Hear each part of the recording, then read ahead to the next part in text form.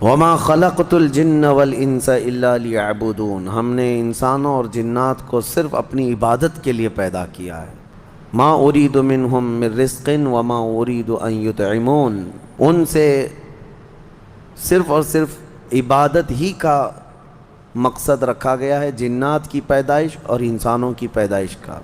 اب یہاں ایک سوال یہ ہوتا ہے کہ خالص اگر ہمارا مقصد پیدا کرنے کا عبادت ہی ہے تو پھر صرف عبادت کرنے کے لیے بنایا گیا ہے انسان، تو اب بازار کب کرے گا، گھر کب چلائے گا، بیوی بچوں کو کب دیکھے گا؟ خالص یہ عبادت کے لیے پیدا کیا گیا ہے،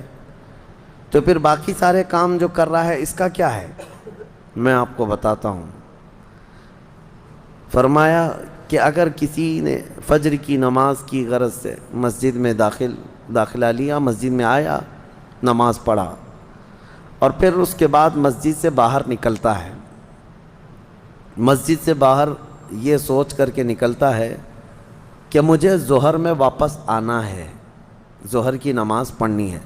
تو فجر سے لے کر ظہر تک جو جو کام کیا اس نے وہ سب عبادت میں شمار ہوگا، کیونکہ وہ انتظار میں تھا دوسری نماز کے، اتنا وقت اس کا عبادت میں گزارا جائے گا۔ بس یہ ہے کہ کوئی حرام کام نہ کیا ہو، باقی وہ تجارت کر رہا ہو، لوگوں سے میل جول کر رہا ہو، اپنے گھر میں بیٹھا ہو، کوئی بھی کام کر رہا ہو، اس کو عبادت میں شامل کر لیا جائے گا۔ اسی طرح ظہر پڑھا، ظہر کے بعد باہر نکل کر کے یا نماز کے بعد اس نے یہ نیت کی کہ مجھے عصر پڑھنا ہے، عصر کا انتظار، تو انتظار میں جو بھی کام کرے گا وہ سب عبادت میں شمار ہے۔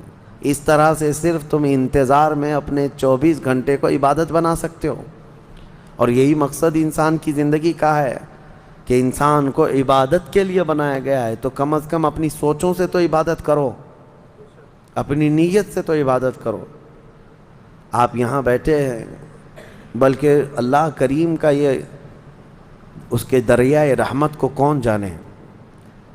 آپ نے یہاں بیٹھ کر کے یہ نیت کی کہ مجھے اس سال حج پہ جانا ہے انشاءاللہ۔ اب اسباب ہیں نہیں ہیں یہ الگ بات ہے،